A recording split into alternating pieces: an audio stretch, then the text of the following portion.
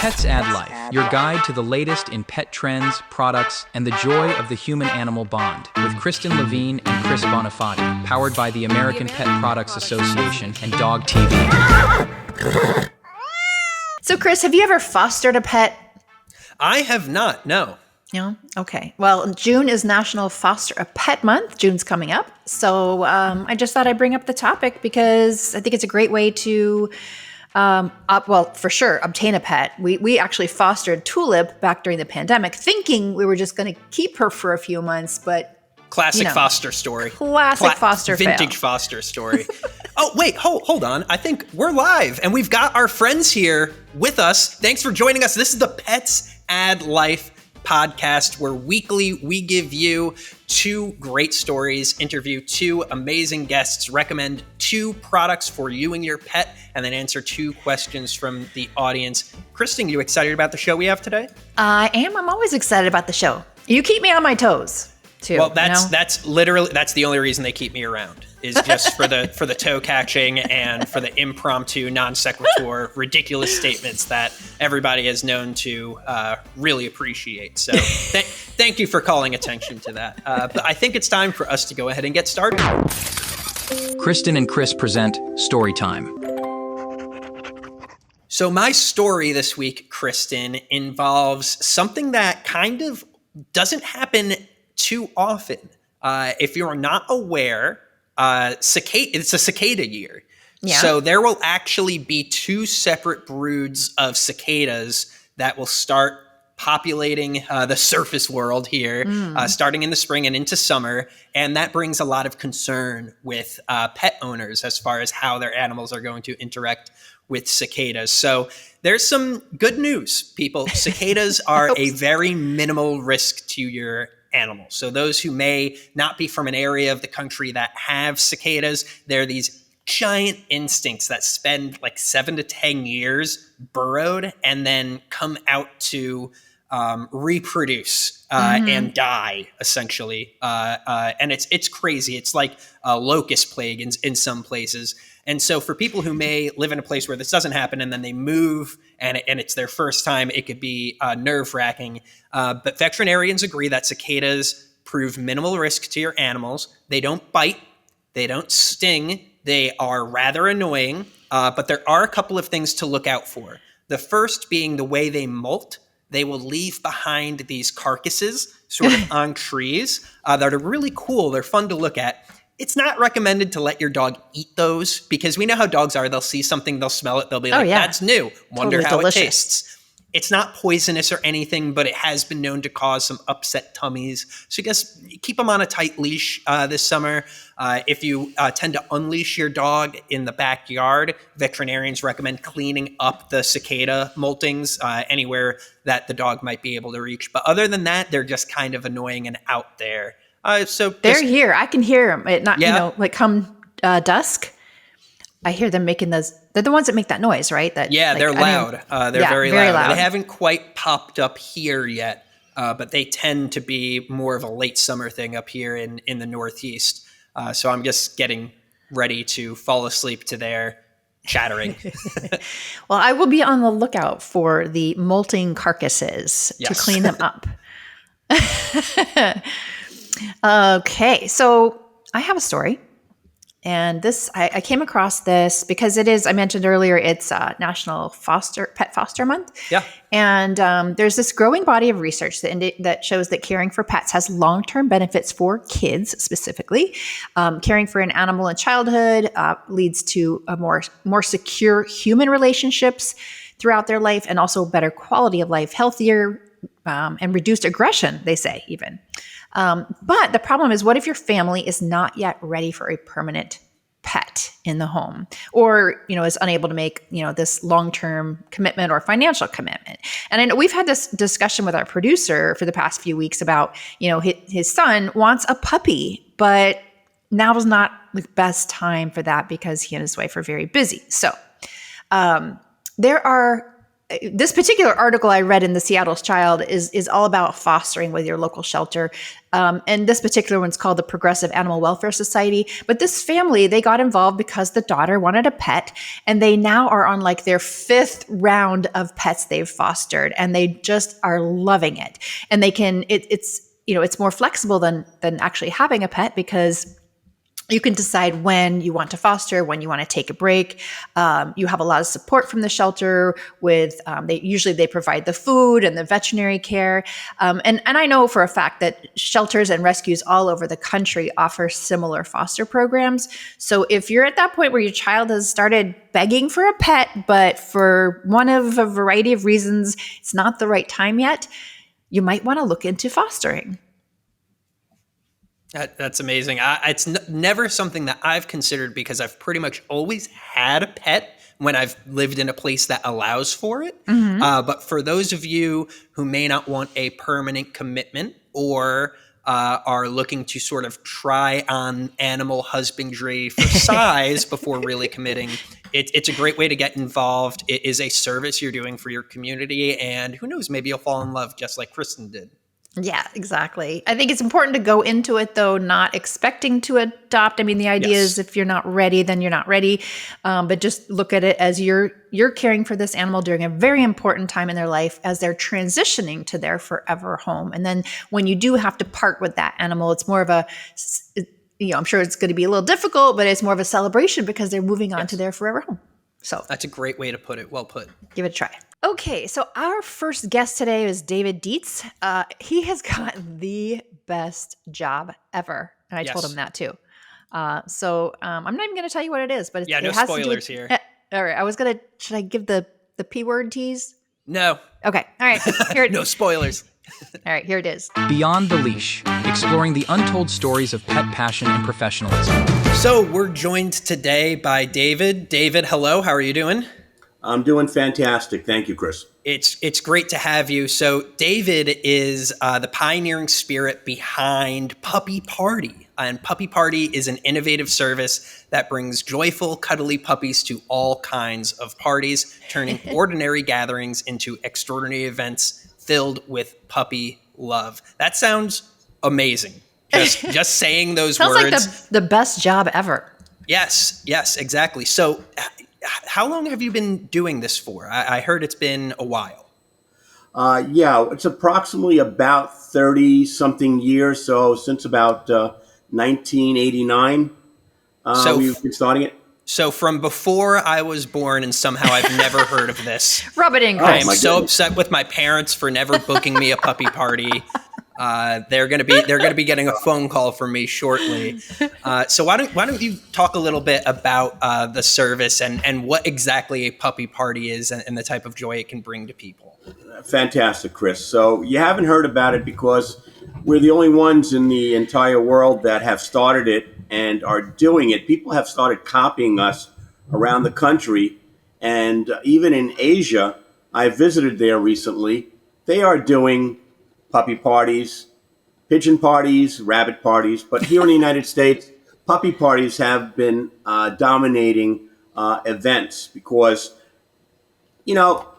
kids get tired, parents get tired of the clowns, face paintings, magicians, and all those other children's activities that they do. They want something different. They want something memorable. They want something that leaves a lasting impression that their children will really enjoy. And besides, the kids, everybody is inclusive. They all get to play at the same time. They don't have to wait. And it's a very loving event. Remember, the secret to this is that they are in the need and want mode. All right. They need love and fun. Okay. And so what do they want? Something that supplies that which would be puppies or Game Boys or some other activities.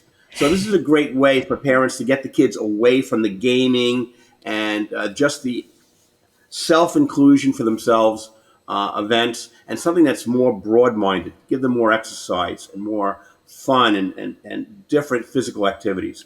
The kids love it. The parents love it. Yeah, I mean, if you're a parent and you're booking a clown in this day and age over puppies, you're going to jail. I'm sending you straight to jail. But Clowns are creepy. Okay, I've seen it. All right, I've seen it. I would much rather have the puppies. David, I'm wondering. I'm wondering about the logistics of a puppy party. Like, where do the puppies come from? Who takes care of them when they're not partying, and all that good stuff? Absolutely. Great question. And the answers are that we are now highly certified by 3 different federal agencies: the Department of Health, the Department of Agriculture, and USDA. We do get inspections about once a month. Wow. And where our puppies come from could be Connecticut, Long Island, Florida, Pennsylvania. Some of the breeders that we were working with, because we've been doing this for almost 50 years. I started this when I was 10 years old. And so we have a great relationship with the breeders. We know who's quality, and we know what the customers want and what the government regulators want. So we're highly certified. We even have a circus license. We have to have a driver's license for traveling, a permit with animals. Wow. So we are regulated up the kazoo, and all the puppies get everything that they need to provide the best events possible. You know, so that's good to hear. That's good to hear. Now, are there occasions where the puppies actually get adopted at a party, or as a result of a party, or purchased, or however, if they're from a breeder? That's always happens, where the people they want to have a puppy come to their house. Now, we're in the United States, and I've been doing this for a long time. Nobody I know does this. Nobody. Where the pet store owners will allow people to play with the dog for a while and then bring the dog back. Nobody does this. We do this. I don't know why they don't want to do it. I have an idea. And we found a lot of success that the people love. They get to introduce the dog to the family. The children get to experience it. The parents get to see whether they have a good feeling about the dog, if they're allergic, if the dog gets along in the house, if they have that bonding that goes with that. And so by having events and parties, this satisfies that event. And then they could decide, maybe they want the dog today, maybe they want it next week. It doesn't matter. We always get homes. All the puppies get homes within a 6-week period. And the best thing about the puppy parties is that the dogs get trained to socialize during these parties. Yeah. Puppies are like babies. They don't know what to do. They have to experience it and see it from other puppies. And then they get involved. When they see the puppies playing, they're not as shy anymore. When they see the puppies eating food, they can eat that type of food. When they see the puppies playing with children or toys, they then compete with other puppies to do the same activities that are fun. And so the puppies actually get homes faster after a puppy party than they do when they never had a socialized event. Yeah, it's really interesting. And it's got to be great marketing too, because I mean, I'll walk into a pet store and hold a puppy and instantly my heart melts and I want to take him home. I could only imagine if the puppy was allowed to prance around my home for a little bit with a bunch of other animals and see my house. And I could now I'm picturing what my life would be like with this animal. That makes a lot of sense to me. So I was on your website. The website, folks, is puppyparty.com. And I was looking through the FAQs and I wanted to tee you up with a question. Mm-hmm. What is the highest number of puppies that was ever booked for a party? What was that number like? 24 puppies. 24. So what type of party was that? Was that a kid's birthday? Yes. So we had he wouldn't tell me his background or the name of the father, but he was somebody that was some secret something, a government agent or whatever, and he wanted the best party for his child. He says, I don't care how many can you bring. I said, well, we have 25 puppies available, 24 can go. I want them all. And you could see that on the website. That's actually one of the videos that we did. Cool. And they're everywhere, the puppies. So 24 puppies. That's a lot of puppies, and that's probably a lot of puddles too. So what kind of crew, human crew, attends the puppy parties and does the cleanup and all that stuff? Yeah, so we have a few people that work with us. and when the puppies do piddle or they go to the bathroom, we clean up right away. It's part of the agenda. Sometimes moms kick in because they're used to changing diapers. Of course. They'll help out sometimes, but it's generally very fast and very quick. We've been doing it so long. It's like a mom changing a diaper. They're like, in, out. Father changing a diaper, it's like 30 minutes. What am I doing? We know what to do. It works very well. It's no problem with cleanup. And sometimes we'll put down a tarp, or we'll put down a covering. We'll put down a pet gate that keeps the puppies contained to a certain room. It depends on what the needs are for the particular house or the agency or the hotel or the corporate event. It's very easy to do, and everybody loves it. And we have a great time doing it as well. And I think the puppies have a better time than us. Probably. Everybody has fun. And I noticed on the website that you do, kids parties, corporate events. What else? There were just any kind of party you can think of. I saw adult parties, and I'd just like to all the people in my life listening. My birthday's in September. I'm just gonna float that out there. I'm just floating that information out there. David, sure. What is the most unusual party the puppies have attended? So we've attended. Or can you talk about it? Well, yes and no. So let me explain. So theme parties where the people that do have large sums of money, they want to have a grandeur event. They've booked in floral places to make it like a jungle, their apartment, or apparently it was a studio. And the puppies would be running around like a whole entire garden with trees and flowers and bushes and everything. And they would convert that into a gorgeous scenic area.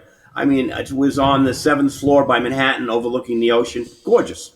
Wow. And we have pictures of that as well. The other events that were unusual or crazy are events for the movie stars. So like a Khloe Kardashian, Kim Kardashian's event. They do that, and where they are having a change of wardrobe right in the middle of doing the puppies, and the change of wardrobe is completely just what it sounds like. On there. No shame whatsoever. And also we did events for Elon Musk. And that was an event at 3:00 in the morning. And, we couldn't get too close to Elon, but he got the Dodge dog to promote his coin.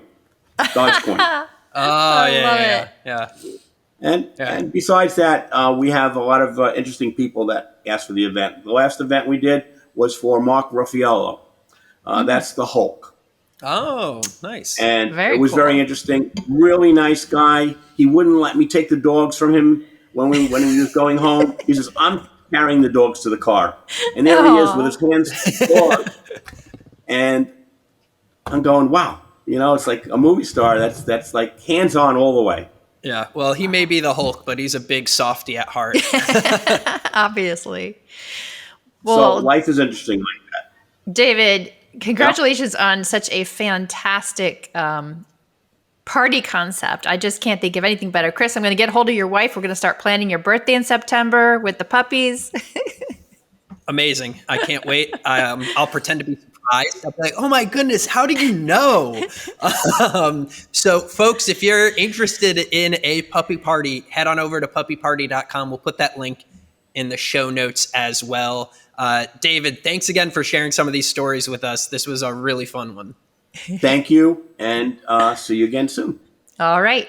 Take care. Pets add life. Kristen, I'm very serious about this whole thing. I've always had this dream in my mind of just like laying down in some beautiful summer grass and just letting 20 plus puppies surround me with their love and cuddles. And now there's an avenue with which that is possible. Your dream will come true. And I'm serious. I'm going to try to make it happen for your birthday. That's amazing. Well, it was great to hear from David. Our next guest is Todd Dipman, who is an expert in the independent pet space. And he's got a very interesting story here and we'll hear more from him now. So let's go ahead and listen to what Todd has to say. We are joined by Todd Dittman of Indie Pet. Todd, welcome to the podcast. Thank you very much. Happy to be here. So let's start for all the pet parents at home. They probably have no idea what Indie Pet is. So why don't you give us a brief introduction to the concept? Sure. Indie Pet is a trade association that represents the independent and neighborhood pet stores. What our mission is to give all of the independents a unified voice to be able to tell their story on how they give an enhanced customer pet owner experience to all those folks who go into an independent store. A few years ago, with all of the changes in technology and changes in demographics and how people shop, there was the story of the independent pet owner stores was getting lost. So, the founders really wanted to unify the voice and be able to tell the story and explain why you get a better experience when you go to an independent neighborhood pet store. Yeah. Let's dive into that a little bit. Most people, they get their pet supplies from either Chewy or their grocery store or PetSmart, Petco. Sell us what is the benefit truly of going to, I know what it is being in the pet industry, but for everybody at home, what is the answer? What's the secret sauce that makes these independent stores so special? Well, I would think the first thing is innovation. All of the big brands out there know that when they come out with a new product, they have to go through the independents. The independents are the ones who really save the room for it, learn how to use the products, get better training on the product, and are able to explain the benefits to the customers in person. The other thing is, the staff training. The staff whenever a pet owner comes into a retailer, they have questions. They want to know what's best for their pets. Pet owners care about their animals, care about their pets, and they want to know about nutrition. They want to know about what are the ingredients. They want to know about, what's the best toy, things like that. So it's that staff interaction, that experience, and the indies also predominantly offer services that online retailers can't do. Services like grooming or whatever it might be. So that experience is really what it's all about. Yeah, I can say personally, I love our independent store in downtown Waynesville, North Carolina, because when I walk in with Tulip, they say, "Hi, Tulip." Like, they know me, they know Tulip, and she gets, they'll point out new products that are available. And I got help fitting her with a harness last week. So the service is incomparable to going to a big box store. Yeah. And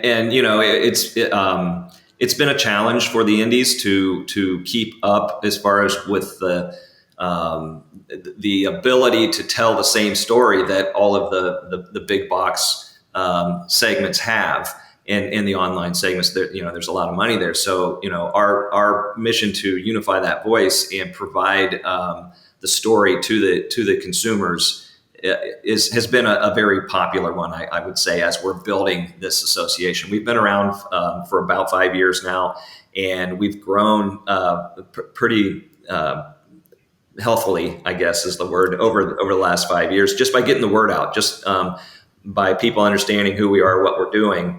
It's been a great experience so far.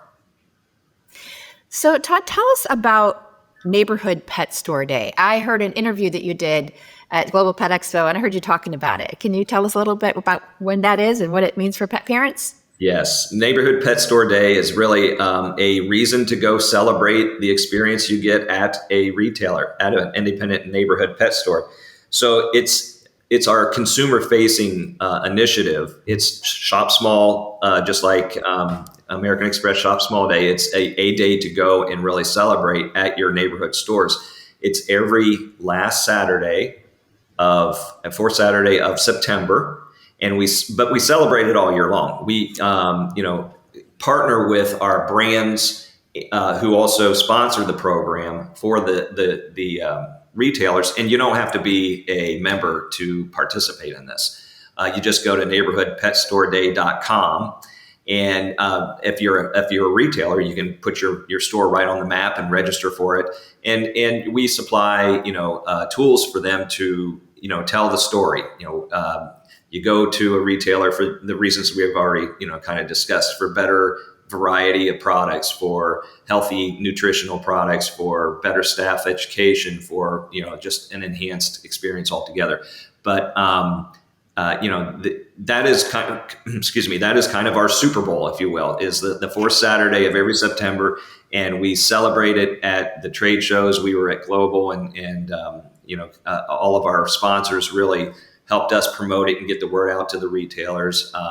And we'll do the same at Super Zoo. Last year, we had about 750 stores register for it, and it was a huge hit. We were able to measure increased traffic and increased sales in all categories for the whole category. For the whole segment. So we know that this is the word is getting out to the consumers, and it's effective. So we were really happy with those results this year. I hope they're going to be a lot bigger, and we're just going to keep building on that. Awesome. Absolutely. And one thing I'll add, we've had a lot of brands on this podcast. We had a Best in Show Global Pet Expo special episode. And if you are a close listener and listening carefully, when we ask people where they could find these new and exciting products, the answer was almost always at your local independent pet retailer. So if you're listening to this podcast and wondering why we keep talking about the pet industry being so innovative, and you're buying your stuff at the grocery store and it hasn't changed in the past 10 years, the mix of products, well, you're just not looking hard enough. So on your Indie Pet website, do you guys have a list of your members? Is there an easy way for somebody to go find a local shop? We don't have the addresses necessarily, but we do have a directory of all of the suppliers, as well as the retailers on there, and you can reach out to them through the directories on our website. It's on the indiepet.org, and that's INDIEPET.org. There's a lot of resources on there for our members, and some information for folks who are looking for a blog or just general information about nutrition or new products or what's going on in the independent segment. Great. Sounds like an amazing resource. So go ahead and check it out. That's INDIEPET.org. For those of you who know how to spell, that's indiepet.org. Todd, I think that's just about all the time we have today. Thank you so much for joining us. It's always a pleasure to speak to a fellow association professional, and looking forward to celebrating that was National Local Pet Store Day. Neighborhood Pet Store Day. National Neighborhood Pet Store Day. I love that. Last day of September. I'm certainly going to be celebrating. My cat could always use some new interesting treats. That's great. Well, I appreciate the time, and thanks for having me. Absolutely. Thanks, Todd. Keep up the great work. Pets add life. I really learned a lot from that interview with Todd. And it just makes me love my independent pet store even more. We have a cute little place here in the mountains in Waynesville. It's called the Smoky Mountain Dog Bakery, but they have so much more than a bakery. We go in there just to, shop around, say hello to other dogs. And so it's just another reminder of how important our local pet supply stores are, support local. And not to mention, they have very innovative products there, because that's often where new product innovation starts, is in your local new store. New products, experts wwho really care. These are people who, the store is their livelihood, not just a part-time job in most cases. So, it's great to know that there's folks out there like Todd who are helping these businesses thrive, because they're an enormously important part of the pet care community. The product of the week.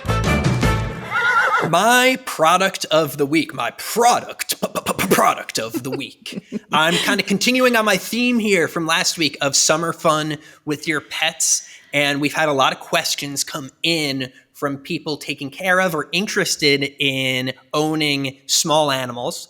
And one problem that comes up with small animals is they're typically and historically have been sequestered to being indoor pets, which kind of stinks during the summer when things are nice. And these are animals. They exist outside. Hi, Tulip. They exist outside. So I have found that there are a bunch of companies out there who are manufacturing and producing pop-up playpens for your backyard, side yard, courtyard, whatever you may have, whatever outdoor space. She's a fan. Yeah, she's like, get me outside, get me outside. So if you have a small animal, a rabbit or gerbils, hamsters, and you want them to have some freedom outside, if your kids are playing outside and you want them to be part of that experience, there's all sorts of playpens. I'm pretty brand agnostic here. I would look around for something that fits you and the type of animal. Because some animals, like a rabbit, you have to have one of the ones with the overhang a bit so they don't just jump out, especially chinchillas. Those guys are surprisingly good at jumping. And then there's some that are more open for things like gerbils that are really just going to stay on the ground. So do some searching on your own. These things aren't necessarily very expensive. There are some that are more permanent fixtures. There are some that'll pop up, pop down if you're more limited on space. So find the one that's right for you and enjoy some outdoor time with your furry little critter. I love that. I forgot those existed, but that is a great way for your indoor pet to get some outside, fresh air, get to see the wildlife, things like that. That's a good one. So my product of the week is, it sounds kind of boring, but we've been talking on previous shows this month about saving money. And this is, it's a Vittles vault. It is stackable pet food storage that I've had this thing for, I don't know, at least 10 years. And I love it because I can buy the giant bag of dog food, Tulip's pretty little.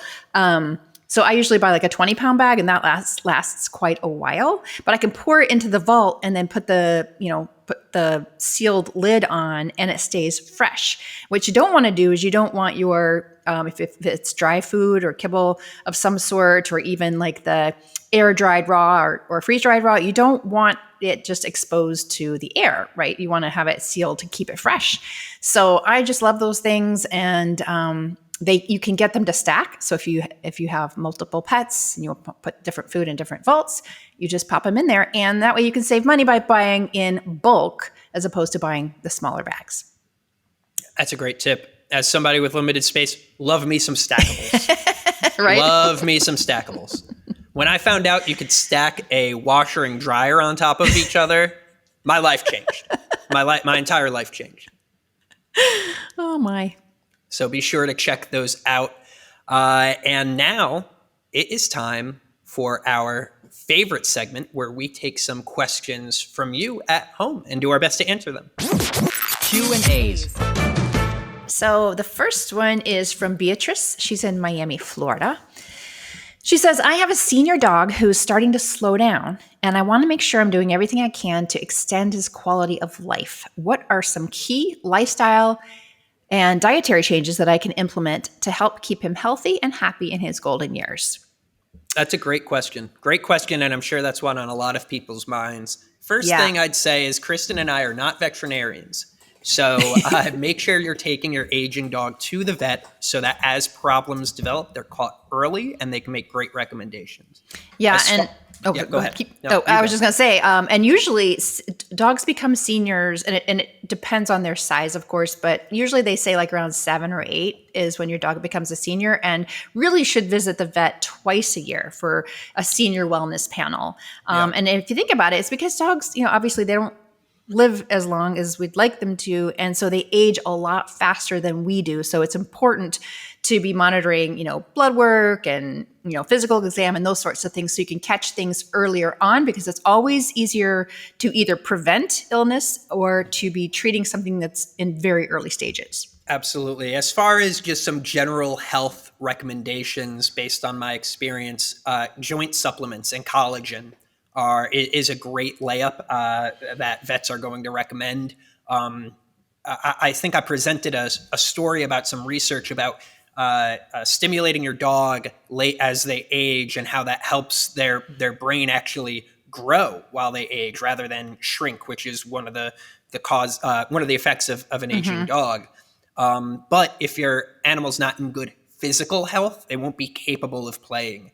And Just like people, they get achy bones in their old age. So a good joint supplement and some collagen could help them remain active, which could lead to a much better final chapter for them. Yeah. And one last tip on the senior dog topic. Please, please, please keep your senior dog, or any age dog for that matter, at a healthy weight. Yes.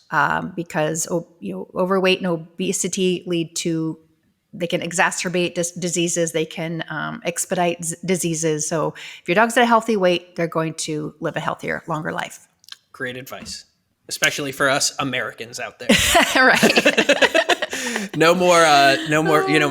My father-in-law used to get McNuggets from McDonald's in the drive-thru for the dog. And, and the dog somehow still completely fine. Yeah. Still completely fine and a healthy weight.